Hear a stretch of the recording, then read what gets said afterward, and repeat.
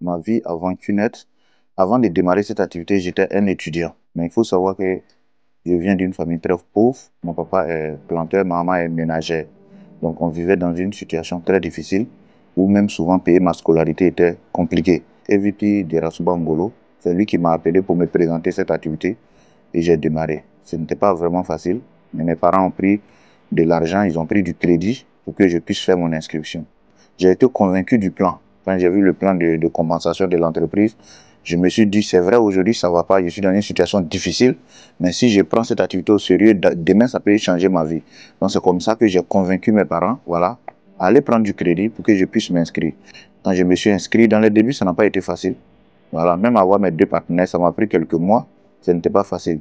Mais j'ai continué mes présentations, jusqu'à ce que mon papa, même qui n'était pas d'accord avec l'activité, puisse me suivre pour la première fois. Ça a été mon premier partenaire. Et ensuite, un ami du nom de Richard qui m'a suivi après.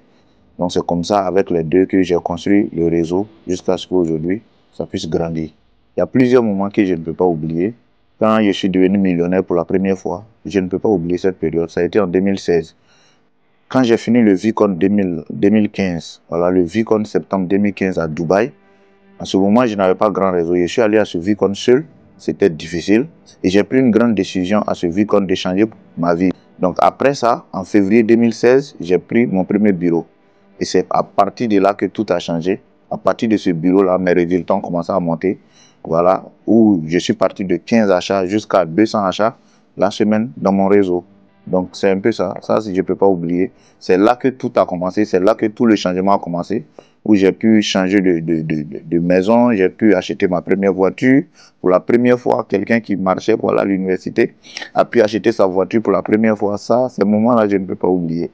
Vraiment, quel changement. Il y a eu beaucoup de changements dans ma vie. Avant de démarrer cette activité, j'étais très timide. Je suis quelqu'un, je ne parle pas, je ne peux pas parler à plusieurs personnes. Mais cette activité aujourd'hui m'a permis de pouvoir parler à plusieurs personnes. Aujourd'hui, même si vous mettez dans un stade de 1000 personnes, de 10 000 personnes, je peux parler sans le stress. Donc c'est cette activité qui m'a apporté ça. Cette activité aussi m'a apporté ce qu'on appelle s'oublier pour aider les autres. Parce que dans notre entreprise, il y a une fondation qu'on appelle Redom, élève ta personne pour aider l'humanité. Donc c'est cette activité qui m'a appris ce concept-là, que pour réussir, il faut ton succès doit se baser sur le succès des autres. Ça, c'est des choses qui sont vraiment des vraies valeurs, c'est-à-dire s'oublier et aider les autres. Et aujourd'hui, cette vision-là, vraiment, je suis prêt à continuer, voilà, à aider les autres, à créer plus de millionnaires en Afrique. Tout ça, ça fait partie de l'héritage. Voilà. Tu commences avec une activité où tu n'es rien, tu viens d'une famille très pauvre et aujourd'hui, à partir de ton inscription, des personnes arrivent à construire des maisons, des personnes arrivent à voyager partout dans le monde entier. Je pense que c'est le meilleur héritage qu'on peut laisser sur cette terre. Merci.